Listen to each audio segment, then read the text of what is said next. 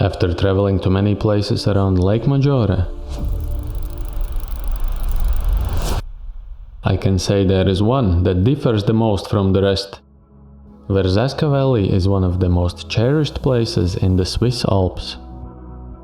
Clear turquoise waters, traditional villages, massive structures and nature beauty, all in one place. On a sunny spring day we drive along Lake Maggiore into Switzerland, headed in the direction of the famous Verzasca Valley.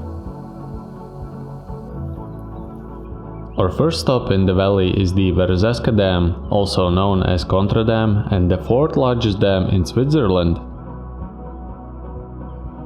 We visited in early spring, so the trees were not that green yet, but a bonus is that mountaintops still have snow and Lake Maggiore is still visible in the distance from the dam. There are a few notable things about this place. One is that this dam was the location of the opening scene of the 1995 James Bond film GoldenEye.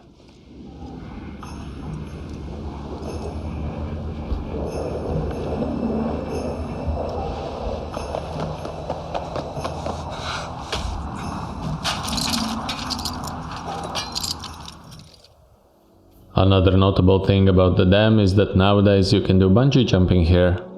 At this time when we were visiting nobody was jumping yet, but there were some preparation works ongoing, so probably some adventure hunters came later. We decided not to spend too much time here, to visit more scenic places of the Verzasca Valley. Going deeper into the valley, Lake Maggiore will no longer be in sight. Our next stop is located right beside the river in a small village called Lavertezzo. We leave the car in a nearby parking lot, which is just 5-minute walk away from the main tourist attraction, the bridge, Ponte dei Salti.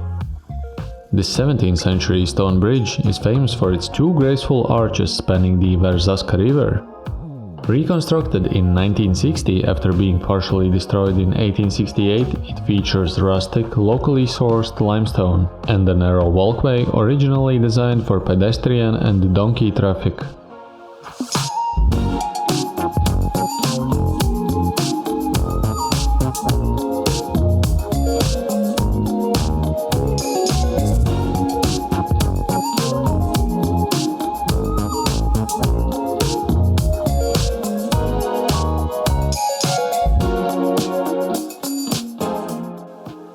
Dating back to 1327, this village was originally a seasonal home for farmers and their livestock. Today, its historic stone buildings remain perfectly preserved. At this time of the year, the water is chilly but crystal clear, attracting swimmers, divers and visitors from all around the world.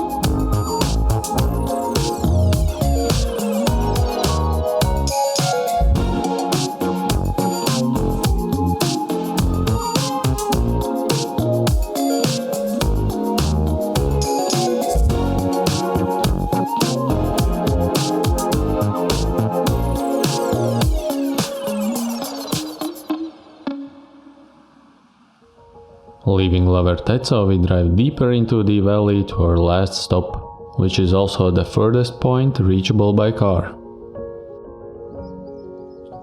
As we arrive, we're greeted by the local residents, a friendly horse and a curious donkey. Their home is the furthest village in the valley, Sonogno. Scenically surrounded by the mountains, it's a maze of narrow, cobbled streets and the iconic rustici, traditional stone houses topped with heavy rock roofs, supported by chestnut wood rafters. For centuries, this was a secluded, self-sufficient community built on goat farming and rye, but that way of life had its harsh realities. Young boys, the Spazzacamini, were sent to the northern Italy to work as chimney sweepers, just to help their families survive. Today, those hardships are a memory of the past, as tourism helps to preserve one of the Switzerland's most charming villages.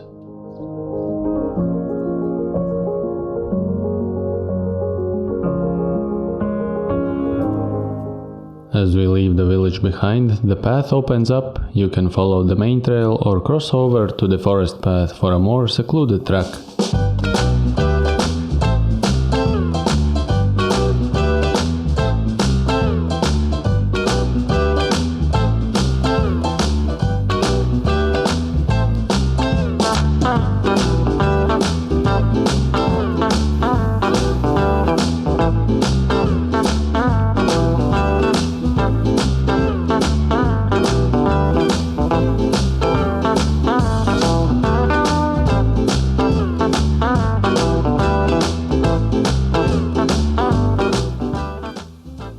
It's an easy walk along the river, especially if sticking to the main path.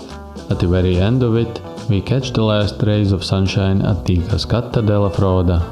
As the evening hours were closing in, the waterfall was already under the shadow of the mountain, but still a charming place to visit.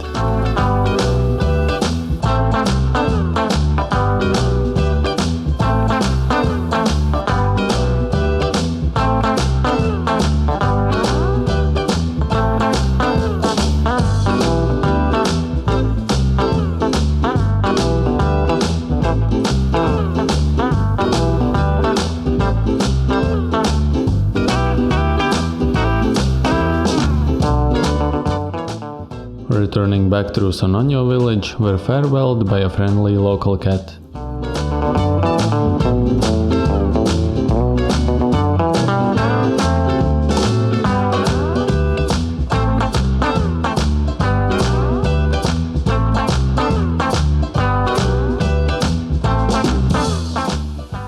And on our way back to Stresa, we drove up an elevated road that opens up to the late evening views of Lake Maggiore.